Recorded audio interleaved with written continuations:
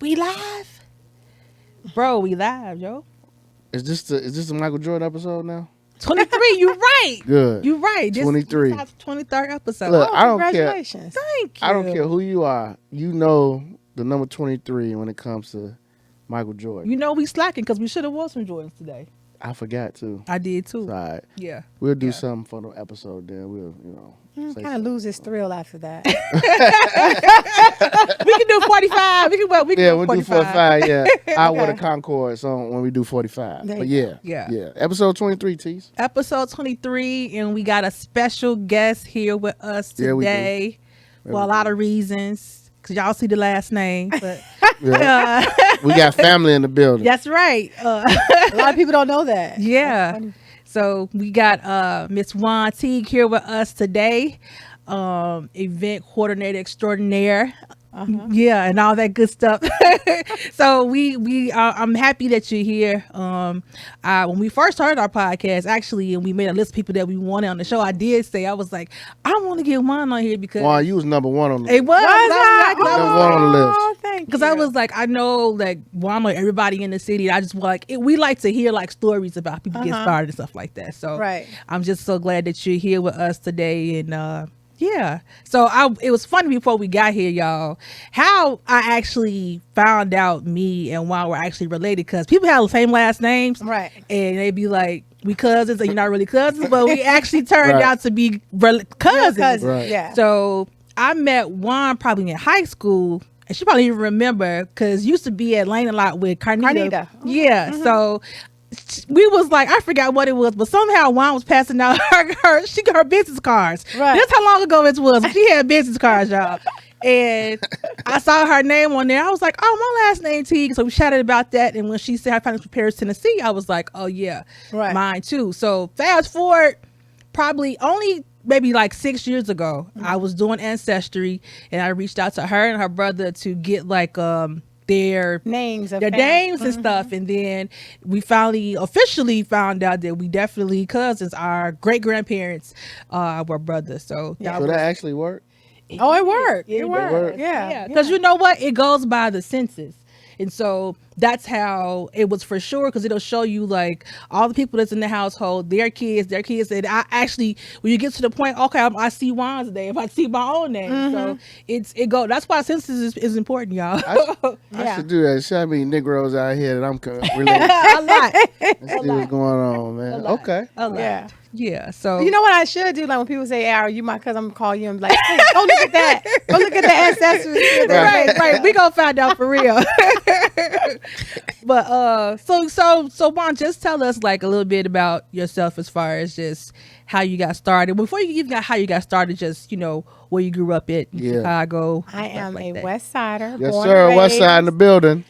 and I now live on the South Side. Oh. But I think the thing I really enjoy it because I'm such a Chicagoan that being on the West Side, Austin, that's still home. I'm doing some stuff over there now, but I think moving to the South Side literally allowed me to embrace total Chicago, because then I worked downtown Chicago. So it was like I got a piece and understand all the different cultures, all the different, like, it's to me, I always say, like, what I feel is that the West Side is like you are who you are, and the South Side is who you are, who you're attached to.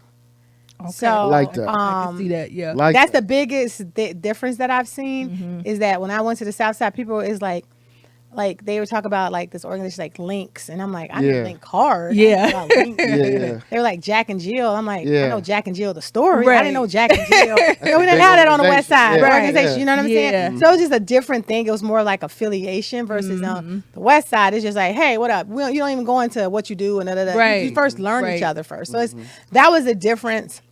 And what I learned, and all of it's great. Nothing's worse or bad better than the other. Right. It was just a difference. You know what I mean? So so that's why I can say confidently that I'm a West Sider and I'm a South Sider, because I still embrace my West Side roots, and I'm putting a business on the West Side, but I live on the South Side. But yeah, and you know, my brother, I always talk about my brother. I have a great family. I have brothers and sisters, and my brother, he went to Iowa with me. He left Lane Tech during his sophomore year. How did he leave And Lane? he was having we learned later on in life it was called separation anxiety, because him and I was the closest siblings. Okay. And my mom and dad, the funny thing, you don't understand what people do, why they do it, but they literally made me his legal guardian at 19. Really?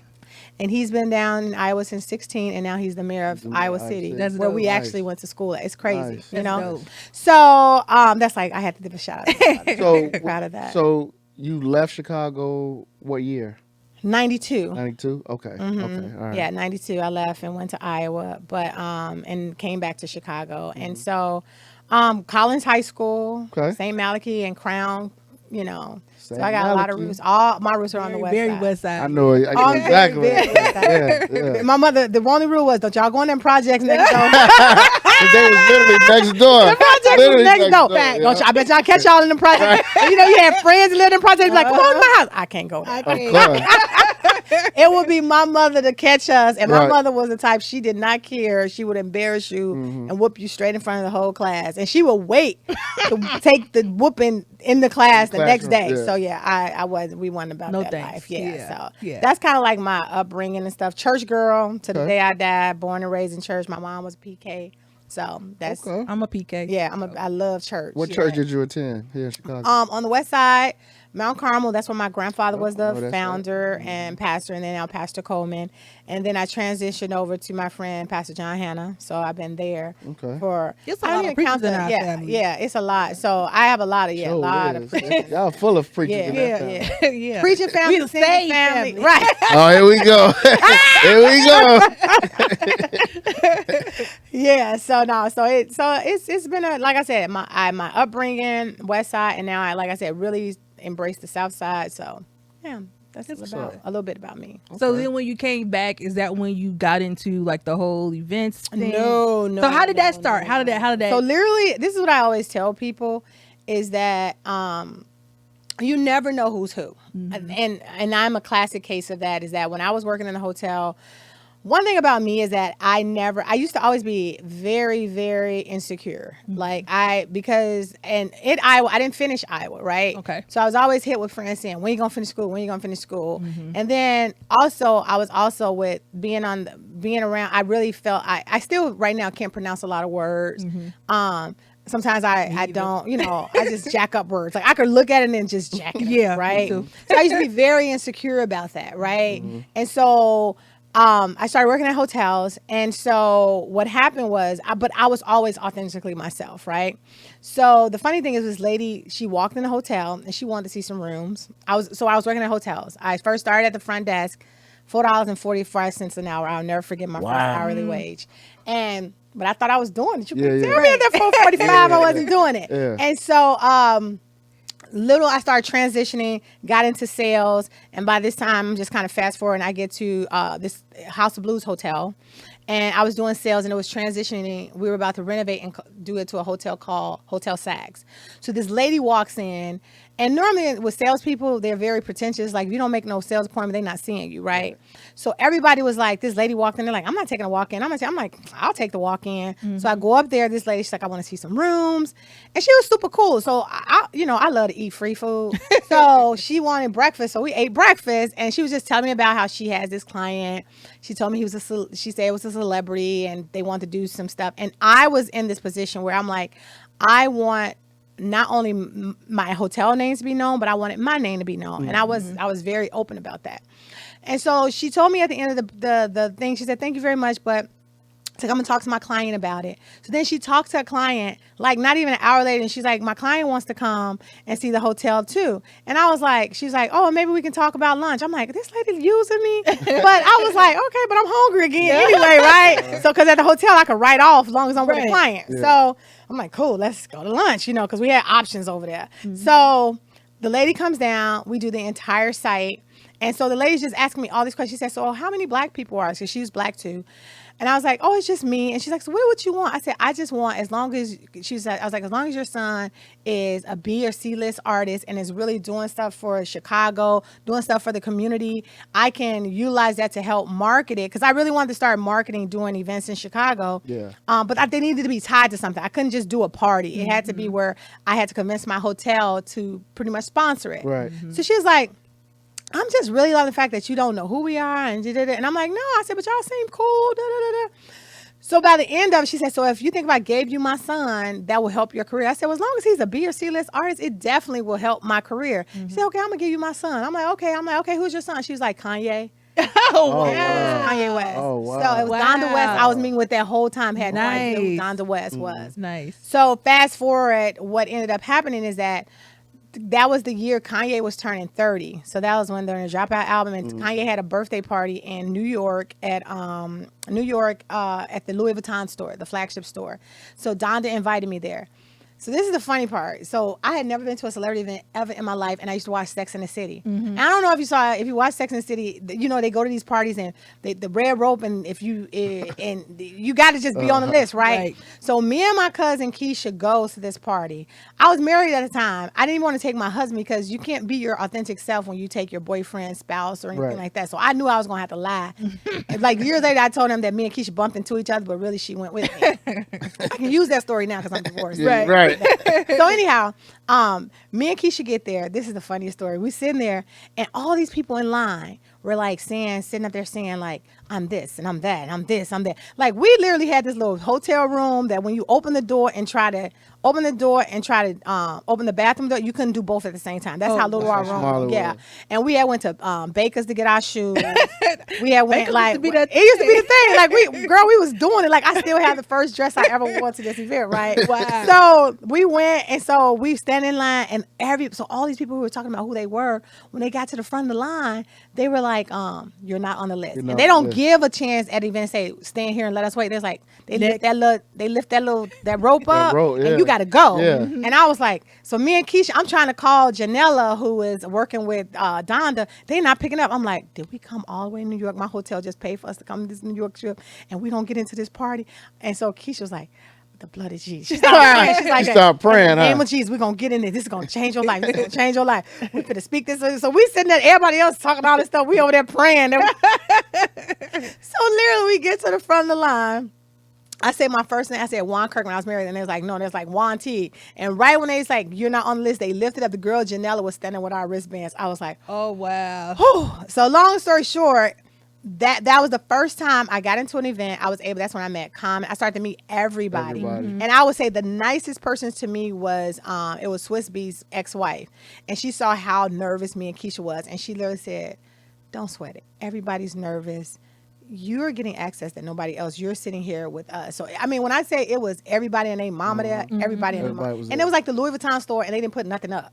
Like everything, all the product, everything was out. It was crazy. So They won't do that now. no. Heck no. But literally, Kanye like talked about my hotel, and then from there, when he mentioned my hotel, then that's when all the celebs, when they were coming into Chicago, started staying at my hotel. That's what's so that's kind of how it kicked off. Kicked Okay. off. So that was Kanye's first time kicking off my business in the hotel industry, and Okay. all the bands and stuff started staying at my hotel. So that's how that. I think I remember like you was doing like the whole Yeah, yeah. yeah. that So I was was like- I was doing all the events, like all the like dope events that was going on in the city. They were all at my hotel. Then after that event, Donda passed away. Right after that, Donda wanted me to come and work for Kanye. Right after that event, she wanted me to move to LA, and I was like, I think God placed me here to work with other artists and do what I just did with Kanye with other artists. And she was like, okay, that was in August. She died in November. But during that time, she took me to a Grammy event. She like literally like put me on. Donda West put me. I tell everybody, Donda West literally is the reason why like I'm sitting here today. And so when she passed away, how I really got into the events was Kanye took a year off, and then the following year, he wanted to do another Kanye West event, and like really honor Donda. And so they called me, and then they had this guy Joseph who was over the company. Long story short, they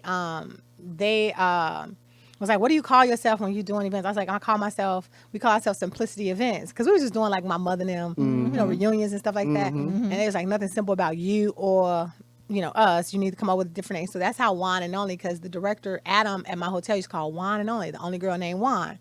So they love the name, and they said, well, we're going to launch it at this event. I'm thinking the event still is going to be at the House of Blues. Unbeknownst to me, this event, it was end up being a full show for kids. It was a whole thing about the dropout. So we did this competition with all these high schools that had the worst marks. So whichever school increased their attendance, decreased their incidents, and something else, they won a concert with Kanye. This was all at Chicago Theater. So Chicago Theater was a full concert for them.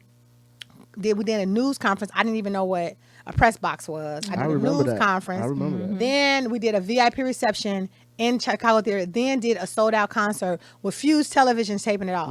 That was literally our first event. Wow. And that night, Kanye and Joseph, they actually launched One and Only, and they put us on the bags. We were in the programs, and my website crashed.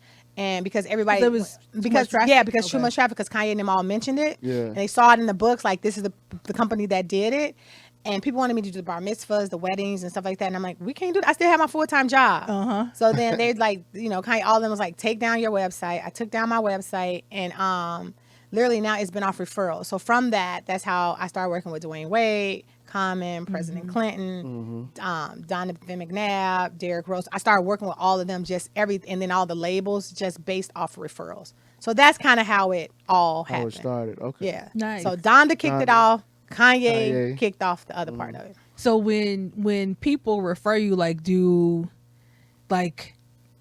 do they like contact your team, or what? It's just like word of mouth. Like, what do they just say? I mean, it's word of mouth. It's so funny. I've had some great people to give me some great advice. One of my good friends, his name is Jeff. He has this brand called React Presents that do festivals. And this is like way after my company started. And I used to always want my logo on stuff. And so he's white, I'm black. And so I told him, I said, how do I start to make money like y'all white people? Like I asked those kind of questions, right? He was like, I'm glad you asked that question. He says, black people love to put their name on stuff and don't realize your name being on a flyer, your logo means nothing. What's going to happen? The people that's actually making decisions are going to come to me and ask me who I refer. He said, so if you want me to put your logo on this flyer, you're probably missing like hundreds of thousands of dollars, because now I've given you a service. So if you think that flyer that's going to a consumer is going to get you business, when I'm talking to the business, have at it. Right. And right. So very rarely now when we sense. do stuff, you don't even see our logo. Yeah. Yeah. I mean, I guess, and then at the same time, like, your business speaks for itself. I mean, yeah. So yeah, and like this is the first time, because I ended up having to leave the hotel full time in 2019. This is the first time we're actually sitting down, and we have it kind of. I'm blessed. We have it kind of easy that we can do sit downs with major brands, and it was like, hey, we want to take this to this level, and the brands are saying, we've been waiting for you to do this. So I've been blessed. So One and Only does a bunch of stuff. But the and is the team.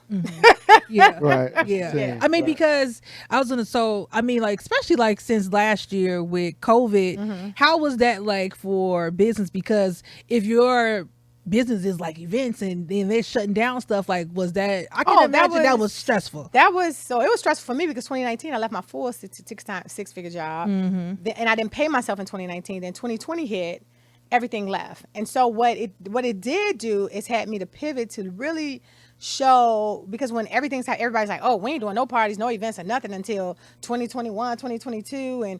And people didn't understand that when they were saying that, you all look at our industry as fun. You don't look at the livelihoods behind it. And the difference is a lot of the events industry and entertainment industry, people are 1099 workers, which are gig workers, subcontractors. So they don't have a W-2, they don't have unemployment. So when I have people that was normally doing it, they were like trying to figure out where to get groceries from. You had an industry that had 98% working people. It was only like a 2% unemployment, if 2%. You can always find a job. And so I just decided to take the resources that I had and literally pivot, and literally got with this girl named Megan, and we literally we found out we can become lobbyists. And so we then became lobbyists and were able to get DJs, photographers, videographers, like everybody in the industry, hair anybody that was a gig worker, we were able to get them in the big grants. We were able to get them into, and with that, we were able to change the application. Before the application, actually, for all this information, we told them some of the gig workers, their business is their Social Security number. So we were able to help change a lot of legislation that was able to get funding to them. We taught them that it's not embarrassing to get a link card, because guess what? My rich friends was the one that told me. They were like, "Hey, you not working? Get you a link card." I'm like, "Wait, what?" I said, "Well, you." He's like, "The company got stuff, but I am not." So it was just like, just really just understanding and letting the industry know. And that's kind of how everybody got through, is because all these grants. So you had DJs. And the thing is, it made people see, do your taxes. And the thing about it is that if you have a good account as a small business, you should never pay taxes, because everything you should be doing is to make your company a big company. So everything you should be doing should be items that should be write-offs. Not saying like try to get over on the government, but if you do it the right way, you never, you should be writing off everything and talk to an accountant. And it just showed the people that actually had their paperwork, and you can every last one of them were able to get some government assistance. And it wasn't like $5,000. It was like 20, 30, 50, 60, 150. It was a lot. So that's what we did during COVID. Okay. It's literally pivoted and made sure we were taking care of our industry. So let me ask, in 2020, that was the All-Star game was here. So how was that for your business in terms of? All-Star. Well, here are things. So I'm very, very picky. So the thing about All-Star, which I knew was going to happen, I was trying to like work on All-Star back in like October of 2019. Right. Nobody wanted to hear, because people were scared of the weather, right? Because they don't like, is people gonna come and da da da da.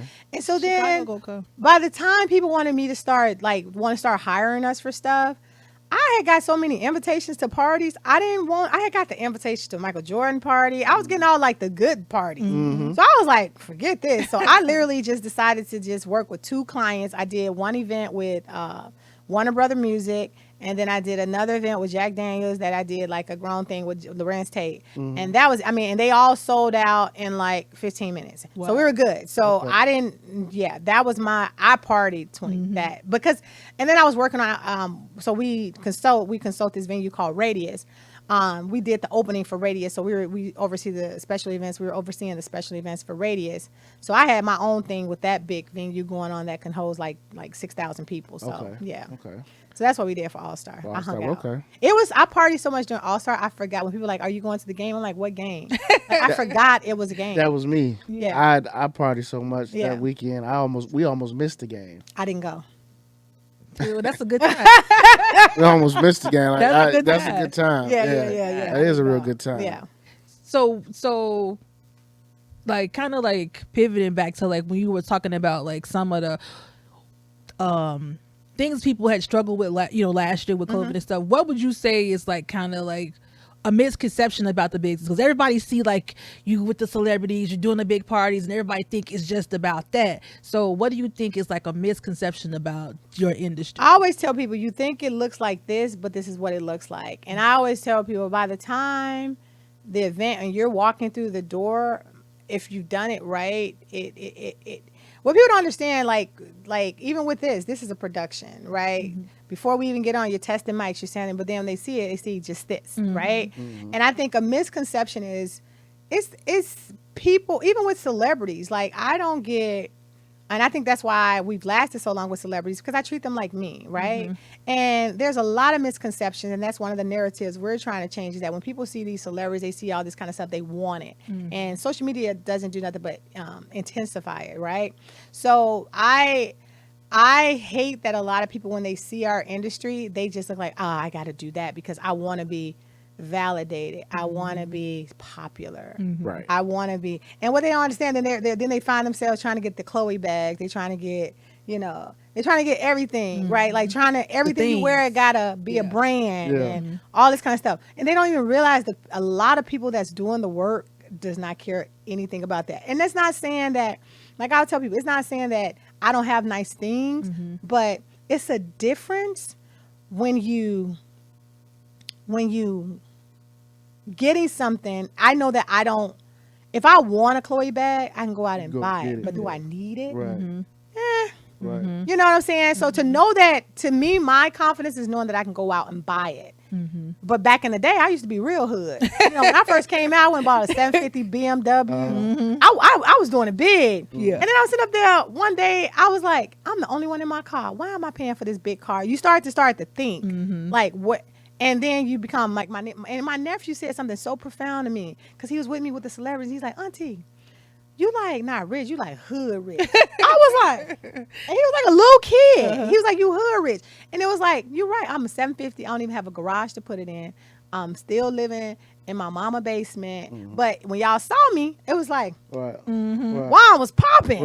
But I was just getting started. I wasn't really I wasn't even the type trying to show off. I was just proving something to myself because I had did bankruptcy. I was like, oh, let me go out and try to see if I get this car. And it worked. Got it. It worked, right? So I think a lot of it is just a misconception. And that's one of the things, like with me doing my project on the West Side, is that when we open up the space in the restaurant, is that we want to change the narrative where young adults and kids look at the dope dealers, the pastors, celebrities, and athletes as what they strive to be. Because the one thing about Black people, we make people that help or people who want to support the community have to look like the struggle. And the kids don't want to look at you, you helping the community, and you broke, you on the bus, and they like, I don't want to be like Mr. What, I don't want to be like Juan. That's a good point. You know what I'm saying? I don't want to be like her. Thank you for helping me. Right. Well, I'm trying to get to that. Right. You get what I'm saying? Point. So I think with even like these organizations, when they want nothing but volunteers and you don't want to pay people, we have to change that mentality. And when you're going for these grants, put salaries in there. Don't say you're going to get volunteers. Put salaries in there like the white organizations. Because at the end of the day, I don't want my executive of my foundation riding the bus. I want them to be in a car. I want people. I want the kids. I don't want you to feel that, and then I don't want people to think, oh, he's taking the money from the organization. No, because you're not saying about the white ones who's freaking getting six figures For sure. and 6-figure salaries to help out the Black poor kids. It's just so jacked up that the white people can come into our neighborhoods with these flashy cars organizations. And not saying they're not doing good, but then if a Black person do the same thing, we're taking. You know what I'm saying? So our thing is that we're putting a program together where we're going to show them that to be a stagehand, to be a rigger, to be what I do. Like you can earn six figures in what I do, or more, as when I do the production manager, sound.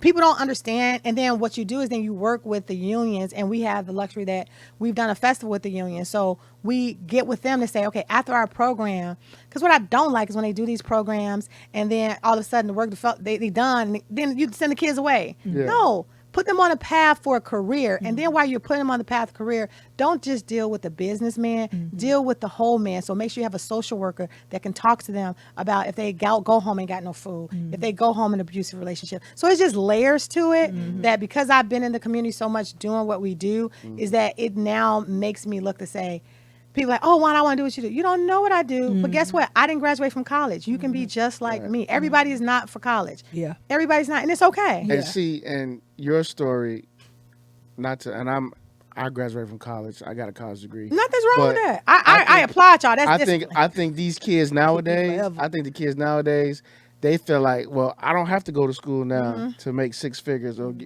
be rich. Right. I want to do what you do. I want to get with the person you got with. Right. And I think, as you said earlier, with these kids now, you have to come in with a different approach.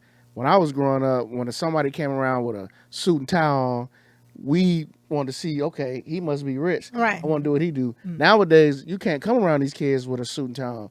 You pretty much got to come to these kids at these park districts and stuff like what I got on. Right. With some Jordans on, just to get their ear. No. Just to get their 100%. ear, because if they looking at you like, well, he look like me, or he. Or what they want to see, well, the thing about it too is that they feel intimidated because it's unfamiliar to them. Right, exactly. That's another thing. And I think changing that where we start going into the neighborhoods, because the only time people with suits go in neighborhoods when they giving a give back. Let me go speak to the kids. Yeah. You know what I'm saying? And I think another bad thing is that one of my friend, he told me, he said, another thing is that the older generation, we be trying to look like little kids. Yeah.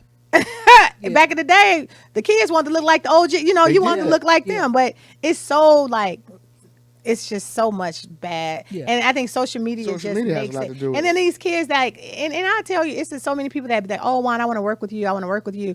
But you gotta, at the end of the day, I don't care what social media. You still gotta. It's a protocol. It's a respect thing. And there's been people that I brought on and. people, because I'm so laid back, you don't know like the reach that I have. Right. And you can't go to somebody and say you did my event and they're going to come back, well, do you trust this? It's just, I don't know. It's just some whack people out here, and it's sad because you work so hard for what you get, and to have somebody. So when people do that, I kind of, real talk, I like blackball them. Like, you work with them, I ain't working with you. Gotcha. I was gonna ask you, like, how do you like separate that? Because I know, like, when people see you doing something, or they see like the celebrities, or they just see like, you know, Juan is doing this. How do you like separate people that's just trying to? They say I want to work with you. They don't really want to work with you though. They just want to. They want to be attached to the names. I Like, pray for a spirit. Like, literally, I've been doing this since 2004. I've only had two that got me. But I ain't gonna say got me, but I thought they were on the trajectory to do good. But I think honestly is praying of spirit of discernment, because at the end of the day, I treat people the way I want to be treated. So I think God allows people around me that I reap what I sow. So I like the team that I have, all of them that have been with me. I not only like have them work with me, but then I make sure like whatever they're doing in their lives, that's fulfillment. So like I said, what you want to do for the next 5 years? So it's not just them giving to me, but I'm giving of them. And I think with me, if you work around me, you're gonna start to feel uncomfortable if you own something. And then to me, I always tell people, why would I want to help you when you saying you have your own events company? Right.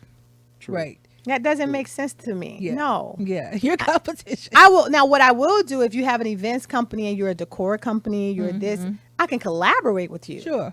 But I'm never going to teach you I'm going to keep you in that box. Right. You know, unless there's a True connect, mentorship. true Yeah. mentorship, and I feel something that we can get together and we collaborate, because there's been people that helped me that I've collaborated with, but now I'm having bigger conversations where now I can talk to brands. So there's certain, like, I don't do weddings. So there's like, I have wedding planners that I'll be like, hey, you know, because people be like, oh, are you an event planner? I'm really not, because I don't care about your flowers. I don't care about Right. You know, Yeah. Right. what color is in Yeah. season. Yeah. That's not me. Yeah. We don't, that's not what we do.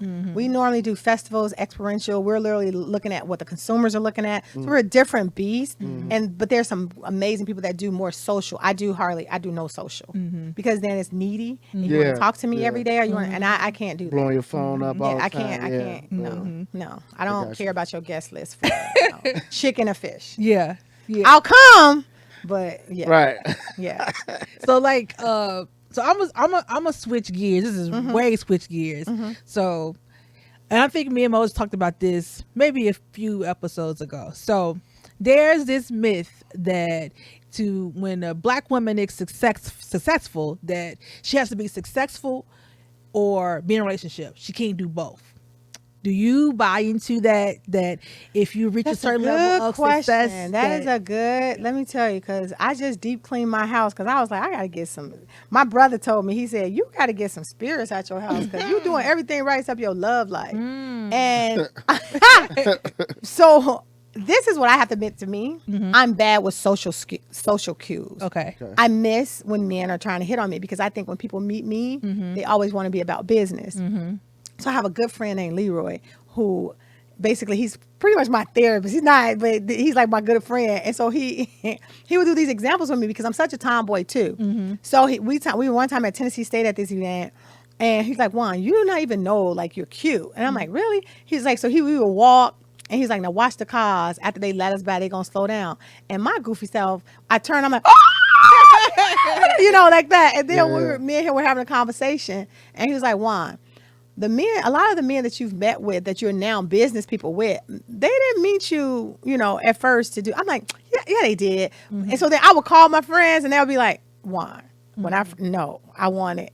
He's like, but then you started talking about your hotel, talking about you got 300 rooms, 400 thread count. It's like, you quickly changed comments. I'm like, so wait, you were trying to hit on me? So I missed all kind of, but I think that kind of saved me too, because I probably would have been a hoe in the industry. So, if I knew how many was hitting on me, You know, Yeah, I we probably need- would have been a hoe. So God was covering me. Right.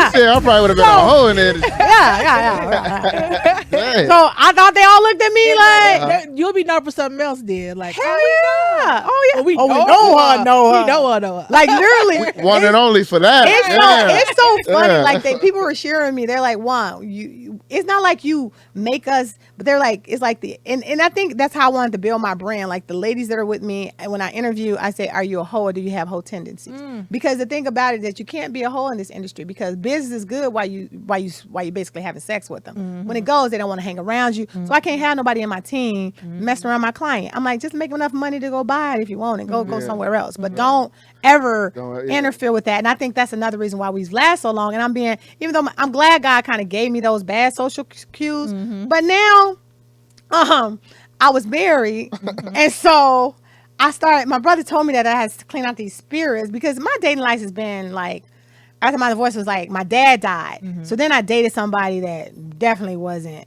But I thought, Lord, he's just coming here to help me through my grieving, right? But my ex-husband, I had left my house, came back, and that was a whole saga. But my brother said that right like in November, and so I just started to clean up my basement. And when I cleaned up my basement, it was a box sitting in my house. My husband and I have been separated since 2014. Gone, like we haven't been there. That box has been sitting there since then, since then, and I never opened it because I thought it was somebody else's boxes. Like I thought it was Janita, one of my team members. So to have that in there, I'm like, what else is in the house in here? Yeah. And so before I looked I have clocked over 90 hours deep cleaning my house. I even had the card the man when he proposed to me was still in my house. Wow. Oh. I was like, and he remarried. I'm like, well, let me get this up. Oh, that's why I can't get a man. That car still there. So I think a lot of That it too. residue. And then I had to learn to be girly girl. Cause I'm talking just about me. I can't talk about other men. But like I don't do that. Like like I saw this girl. She was saying like when she riding in the car, she'd be like practicing how she gonna be with a dude. She'd be like, okay, hey baby, hey this. I have to do that. Hey, yeah, right. You be practicing, right? Yeah. But then when I get out of the car, I'd be like, what up, dude? Like, This is her.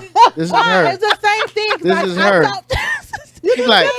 She'd be like, Moses, what should I say? I'd be like, Teague, just do this. But you know what? I got PTSD because when we was growing up, I used to hang. I wasn't like a tomboy, but I had all the guys was my homies. Right. But so then they treat and what did you I like used to tell you? like they homies. And I'm like, but I'm a girl. I want y'all to like me too, right? But then she get mad at me. She'll say, Moses, I want to go to a cigar shop with you. Cool. Then she'll say, but then I go with you. They gonna think I'm with you.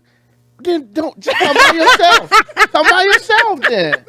This is true. He ain't lying. Well, what I've learned too. So what I've learned is but I mean, I was bad. Like I'm a tomboy, bad social skills, had a bad marriage. I was coming with all kind of baggage. So I literally had to like detox myself and just be open. And sometimes, even though I'm very confident in the business world and the relationships, I was like very broken and vulnerable. And so I had to now, and then kind of shy in a way. So now, but then like all my friends say, but Juan, because like some people know who you are and they know what you do, they know you with these celebrities. I'm like, dude, I'm not gonna say never, but I would probably never date a celebrity. I know that life. So that doesn't even, I like coming home to my man and don't have to have no issues. You know what I'm saying? I like that. So I think with me, I'm more like when like a guy, like now I start to notice the eye.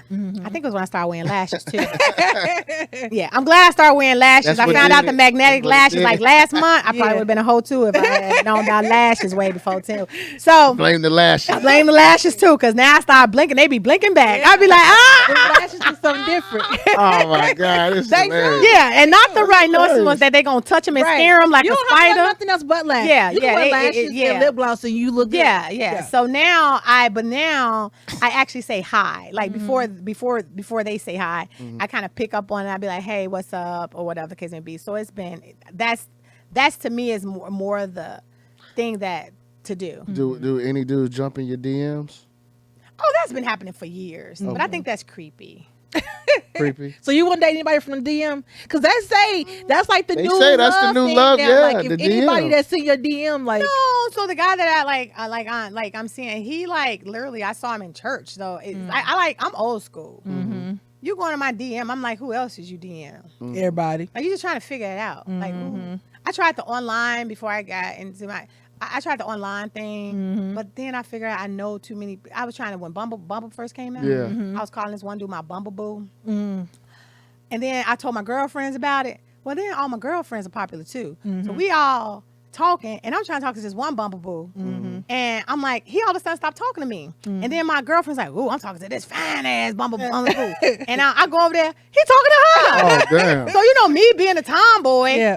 I started texting for her. Yeah. So I set up a double time and see who he. So he basically kept pushing me back because we had talked more. And so then I finally set him down. I'm like, dude, let me tell you how to work on Bumble. Like, this world is very small. So that's when I knew I could never do online. I got you. Because I know too many people. Yeah. Yeah. That ain't right for me. So And DM is weird. Yeah. DM. All right. All right. Just come old school to me. I'm with you there because I don't trust people in my DM either. Because it's like, first of all, I know people that I know you and everybody else DM. So like you said, that's not like making me feel exclusive or that you're really. It just feels like, what do you want? Like you just want something to do. Like, and I'm just not there. So yeah. It can be weird. It's weird. Yeah. It's very weird. Because then I'd be like, did you go through my pictures like doing something else? Like People do. Like, you know, like People do, and then they just Yeah. start sending you like random dick pics. Yeah, now I ain't got the dick pics before. I think Yeah, you got them? yeah. I'm like, I didn't. Freaks. Yeah, I didn't ask for it. I absolutely. PK right here, everybody. I did But I not wonder, ask is it, for that's it. when I wonder, is it theirs? I wouldn't know. Wait, No, time out. Hold on. Hold on. People No, hold probably on. I asking gotta me. interject. If a dude is sending you a dick pic of another dude, he is disturbed. Well, That's Like, why I'm that's saying they're in your disturbing. DM. That's Somebody- disturbing. well, people No, no, no. catfish all the time, so it could be. That's so. What do you do? Go through a list of dicks pictures and be like, "I'm gonna pick this one." He could. If Ah, you- nah, if nah, you nah, watch- nah. That He could watch porn nah. and screenshots. You don't know. that. You don't know. People are weird. Hey, People man. Every people man are is not weird. blessed, and normally the ones that aren't blessed are the weirdos. Yeah. This is my motto, Jim. Niggas are weird. Yes, they Niggas are. are weird. Yes, man. they That's- are. Oh no. Yeah, no, they are. No. Fake dick pics. Yeah, no, Yeah, but- that'd be the title. How do you sit there? That's just like you go through a list of pics and be like, yeah, I think she'll like this. See, How you know she gonna like that one? See, I'm because I wouldn't even be interested. I'd be like, hey, I'm about to video message you. I want you to see it, and I want you to, let me see it. Let me see it. Let me see it for real. Yeah, and they would though. But I Depending would on- challenge some stuff like that. Yeah. Just and they'll be like, oh no, you know, Yeah, like that. and they back down. be like weirdos at home, but like their girl too. Like it's just like they people just need some business. Y'all really need. How old do these niggas be? Because Our age. what? Yeah, our age. These not little kids. Yeah. These are our age. Yeah. You know, I wouldn't lie to you. I need a drink. Drink, bro. God damn, I done never heard something like that. Yeah, it's some. What? It's nasty. Yeah, it's some weirdos out here. It's nasty. Okay, well, I'm gonna just ask you a couple more questions before we leave. that's fine. I know that you had mentioned like the stuff that you're doing now. So you want to tell us about, like, I know you got a business that's coming up on the west side. Like, give us a little Yeah, I've insight had on that.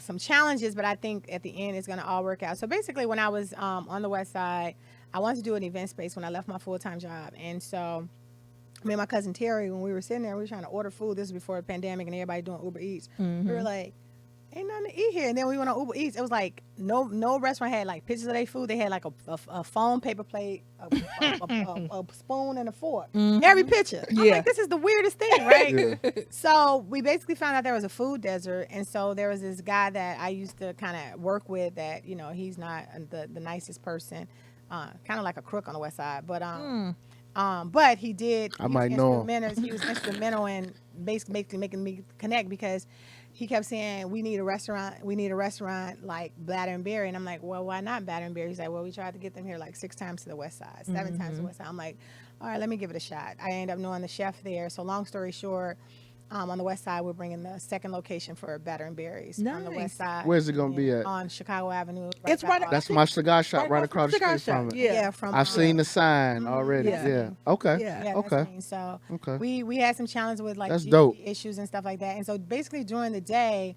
and then when we found out, and then when I looked, I'm like, well, at night, most of the event spaces there, you could bring in your own liquor, but people like me, we used to always have to go to Oak Park to do something, or Oak Yeah, Brook. yeah. So basically, the chef who's Baton Berries, he's always done a lot of my events. We just going to flip it at night and be able to do like, so if you want your wedding, you want like more of a, basically the food in the bar. So we'll have a full bar, this Baton Berries, I have a bar as well. So basically it'll be pretty much a full service catering event space. Okay. But then we're also, because we want to highlight things on the West Side, then Juan and Only, our brand, is going to push a lot of our celebrity, a lot of our corporate events, like a Heineken Red Star there, some stuff we do with Jack Daniels, some stuff we're doing with Red Bull. We're going to push a lot of that stuff on the West Side. I miss those Heineken events. Hey, I used to go to I those. used to back have in the one. day. The last one I went to was pre-pandemic. It was right across from the old what's the club where they had the people they passed away in the club? Oh, you came to the one on Music Row, I was there. You was there? Okay, cool. Did you enjoy it? I loved it. We had a ball. It was like me and my Seneca. I remember y'all. Man, we had a ball. Yeah, man. that I was loved during it. like that sneaker ball, like Yes, thing going yes, on. because it was a sneaker thing. Yeah, Yeah, So we teamed up. We collaborated with Bobby and them for that. Yeah, They he needed was some there. help. Yeah, They needed some help for that event. So, but it's coming back. We're Good. doing them in. We're doing a smaller one, like an invite only one, but then we're also doing the bigger ones. We're going to do one in either April, May, and then we're going to collaborate with one of the festivals to make it even bigger. Bad. I'll make sure I follow you on your page. So Yeah. when you post it, I gotta go to that. We do Heineken. Heineken events is nice too. Yeah, They good nice. I it's been a while since I've been to one, but But this they time, do go be with your girls. When you see me, don't even talk to me. I Just know, walk because past me. you be blocking. So no, I'm not gonna. As long as you don't talk to somebody I don't know, that's the only thing. Yeah, I can't talk to none of his. No, none of my friends. But no, we're blessed. Like we already have 7 festivals on the books. We actually were the people that were behind working with Alderman Coleman and Leon Walker with the Inglewood Music Fest. So we produced that one. We produced the Teen Festival with True Star with Deanna and them, the Go Next. But then we also, for the first time, we produced. I'm all about Chicago artists, and so when we sat down with Lollapalooza, we produced with the city. Frayne and the commissioner at the time, they were great to work with. We really sat down, and so we wanted the show to be really showcasing Chicago. So we did a segment on the big stage called Music in the Key of Chicago, and we selected 9 artists to do a performance to represent Chicago. Nice. And of course, we had to close out with a choir. Of course. Yeah. Of course. So we do a lot, and then our largest festival that we work on is Spring Awakenings, which is 30,000. That's a lot. So when you do something that big, like how long does that take you to really plan that out? Well, before we thought we needed like 6-7 months, but last year we were doing festivals in 2 months. Really? Well, because you got it down. Yeah, but Ozzfest was probably the record from conception to doing it. When we produced Ozzfest, that was actually my first festival producing. We literally did that in 8 weeks. Wow. And that was, we didn't even have a lineup. And but that first Ozzfest was amazing with Kanye and Dave Chappelle and stuff like that. I remember that that. one was so that was literally I remember that. all of my firsts were big. Like they were, my first event was Kanye. Then my first festival was Common with Ozzfest. So all of our stuff and it was always challenging. And Dwayne Wade like doing Chicago Has Talent and all of his parties and stuff like that. So all of the stuff we were grateful that they were all big. So literally we do the same thing that we do for 1,000 people that we do for 30,000 people. So yeah. Do you have a wish list of like someone's event you want to do, or like an event you want to do? Like in general, do you have a wish list of like a party you want to host? Or No, so we really have gotten out of we don't really do one-offs. And I mean that by what happens in our industry is that you want to be an agency on record, which means like, say for instance, if you look at Heineken, the reason why everybody talks about Heineken Red Star is because we actually sit with Heineken, and this is now our 7th year. I don't want you to give me $20,000 to do a party, right? I want you to give me the brand, which means I'm having sit down conversations to say, how can we, like when you guys see Heineken Red Star at the club, you don't know that Maya and the team has went to barbershops doing experiences. They went into the liquor stores doing stuff. So we do the whole thing so that we're not just getting that party, we're doing a whole year activation. So ours is not about, mine is really not about what celebrity, I've been blessed to still work with celebrities and stuff that'll always be there. But ours is really because what was happening is that a lot of these companies, they hire the white agency, and then the white agency try to find the black, and they take our ideas, and then they're throwing $20,000 at us, while they're getting $200,000 for it. So my thing is that our strategy for moving forward in 2022 is becoming the agency on record. And now that we have 11-year, 12-year history behind us, and we have our certification, and I'm only the third, I'm like the third business that is woman owned that do what we do. So we have a huge, that's how we got the Navy Pier account doing Light Up the Lake. So I'm able to use that certification. So now it's just like, okay, no, we're coming with the big guns. So I'm looking for like 6-figure deals and $1 million deals. I'm not doing 20,000 anymore. That's what's up. Yeah, and don't get me wrong, I'll take some 20,000 as far as like if it's a project. I'm not doing it for like, oh, let me throw, it has to be where it's, somebody may throw me that to let me show what we can do. But my long term is literally to become the agency on record. Got it. Yeah. Good. Well, one question that we always ask our guests before they leave is to name their top 5 R&B artists. So it could be male or female, but your top. Church, but God, I know you, because that was easy, because I know you ain't gonna know all church people. Girl, I know all of them. I know. Yeah, because we do the Stellar Awards. Top 5. Your top 5. My top 5. Yeah. Is Prince considered top 5? Sure. Is he R&B? Okay, cool. Yeah. So Prince, Mary J. Blige. Okay. So you the first one to say Mary, I think. Yeah, she is the first Yeah. one. Ooh. Prince, Mary J. Blige. I love so many of them. Who else? I listen to Mary like dang it every day. Oh, I love. Well, is what's his name? Try Jesus, don't try me, cause I throw hands. I know you Who talking is that? about Toby Yeah. McGuire. I think it's his last. Is he R&B? Yeah, I like him he's for like new. He's like rap. Yeah. Okay, I can't count him. I said Toby McGuire. That's not his No, name. that's I'm not about to Toby. say, White, Toby. country. Right, Toby something. I know. Yeah. That's a good question. Everybody gets stuck at 3. That's the funniest thing. Because it's so much. Yeah. Because I don't want to just go all the old Sure, school. Right. but if that's your But it's favorite so though, no, I got some. I like Giveon. I do too. I like Giveon. Is he considered R&B? Because these young people, you don't know what's considered R&B. I guess they're R&B. He gonna be R&B in my book. Yeah. Yeah, I just you want to hear Giveon? another damn song of his. Yeah. on the radio. Yeah, I like Jesus Giveon. Christ. I like. Oh, that's a hard one. That's Whitney. Of course. Okay. Whitney got I gotta have Whitney. I think at least 3 people have said Whitney. Yeah. 3 Yeah. people. And then if I'm gonna go for my top, it has to be Anita Baker behind that. Yeah. Okay. I can. Yeah. I can. I had to be Anita I Baker can rock behind with that. Yeah, I can rock with that. I like that. I like them names. Okay. Yeah. All right. Well, thanks again, Juan. Is if you guys can follow her on. Oh, we got a new social media girl. Yes. Okay. So dope. She's so dope. Because I've always paid attention to all the events and let those pages grow. So we finally brought Lele. She's from Colombia. So, but it's Juan and Only events. Okay. Nice. I think that's what it is.